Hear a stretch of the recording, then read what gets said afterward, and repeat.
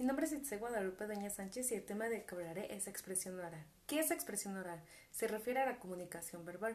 Para introducirnos más en este tema, primero hablaré sobre sus elementos, los cuales son la conversación y el diálogo. La conversación es la acción y efecto de hablar con una o más personas. Existen dos tipos, los cuales son la cotidiana, que no tiene reglas, pero sí tiene una estructura. Utiliza recursos como los saludos, desarrollo de ideas que están en constante cambio, cierre de argumento y la despedida. El otro tipo es la específica, que hace referencia a un tema mucho más especializado y para propósitos particulares. Esta es mucho más estructurada y las reglas son rígidas. En el diálogo existe una interacción mucho más frecuente, ya que cada uno comparte sus ideas y pensamientos con el otro, e incluso puede llegar a establecer ciertos acuerdos. El papel del emisor y el receptor se intercambian constantemente.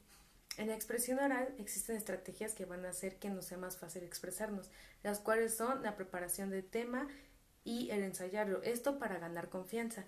El estado físico, esto quiere decir estar calmado para poder hablarlo con mayor facilidad, tener una actitud positiva y tener un conocimiento previo. Esto no quiere decir que te lo aprendas, sino poder decirlo con tus propias palabras. Ahora hablaré sobre los elementos de la comunicación. El primero es la voz y sus características como la velocidad, el qué tan rápido o lento decimos las cosas, el volumen, el cómo capta nuestro oído el sonido, por lo que suele resultar un volumen fuerte, débil, suave o bajo. El emisor es el que modula el volumen. El tono, esto depende mucho de la forma de hablar del emisor, ya que existen voces graves o agudas. Aquí se recomienda utilizar varias tonalidades para que se mantenga interesados a los receptores. También es necesario mantener un ritmo que sea constante y que no varíe, porque puede que confundamos al receptor. Pausas. Estas son necesarias para tomar aire y continuar con una conversación. El énfasis, que este es utilizado para que el receptor preste más atención a ciertas cosas. Estos serían los elementos. Sin embargo, hay muchas barreras que no se pueden ver. Estas barreras son el no escuchar a la persona, ya que para poder escuchar hay que aprender a callar, entender las situaciones, pero sobre todo entender lo que no se dice. Es decir, el lenguaje corporal, el estatus o la ideología de las personas. Muchas veces no podemos comunicarnos con las personas porque no aceptan que les digamos algo por tener una ideología diferente. Ellos no aceptan o no creen que su realidad es la única realidad. También hay prejuzgar a las personas, no ver la realidad de cómo son en el aquí y ahora y recordar tal vez cómo eran antes.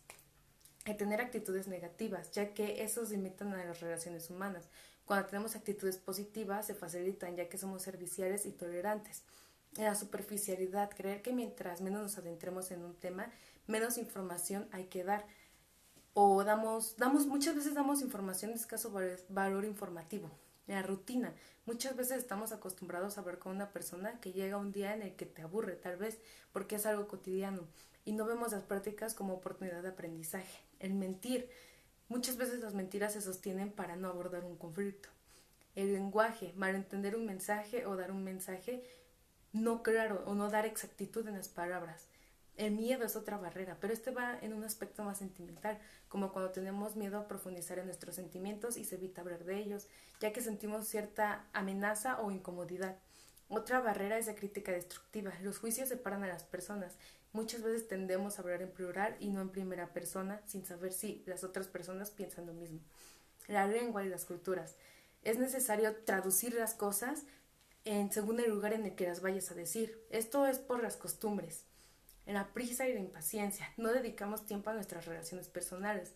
Nuestro mundo es acelerado e impaciente y es necesario aprender a vivir sin prisa. ¿Se puede lograr? Sí, pero hay que saber ser conscientes y proponérselos como una meta para poder lograrlo. En cierto punto todas estas barreras se unen, ya que para aprender a vivir sin prisa tenemos que aprender a escuchar y a profundizar.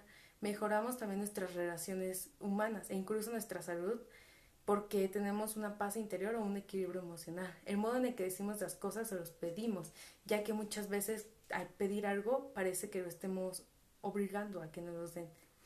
Para que exista una comunicación también hay que entender que hay tres canales de acceso: la vista, el oído y el kinestésico. La vista, en este caso las personas necesitan que las vean para saber que están escuchados. En el caso del oído, las personas se sienten incómodas porque las vean y para ellas la comunicación funciona mejor solo con que los escuchen y escucharlos. El kinestésico. cuando se necesita contacto corporal para saber que está siendo escuchado, un apretón de manos o una caricia para sentir que los mensajes son más afectivos. En este caso, el contacto físico es el predominante para la comunicación. Es necesario saber o entender cómo una persona prefiere comunicarse para saber por cuál canal de acceso llegar. Este tema es muy importante, ya que la comunicación es la base de las relaciones humanas. Realmente la venimos practicando desde pequeños, por lo que es importante que distingamos estas barreras para realmente tener una conversación. Como dije antes, barreras como el miedo nos impide hablar de ciertas cosas, pero eso es en un sentido más sentimental. En un sentido profesional, la comunicación es importante para saber escuchar, ya que de esto dependerá que nos formemos como unos buenos profesionales. El uso de la misma lo empleamos en todos los campos como estudiantes, ya que es necesario aprender a expresarnos con fluidez y claridad. A través de la comunicación, el hombre aprende en la sociedad. Sin ello, nuestra vida no tendría sentido. Nos construimos como personas o profesionales porque nos podemos comunicar y de esta manera accedemos a los conocimientos. Por mi parte, esto sería todo. Muchas gracias.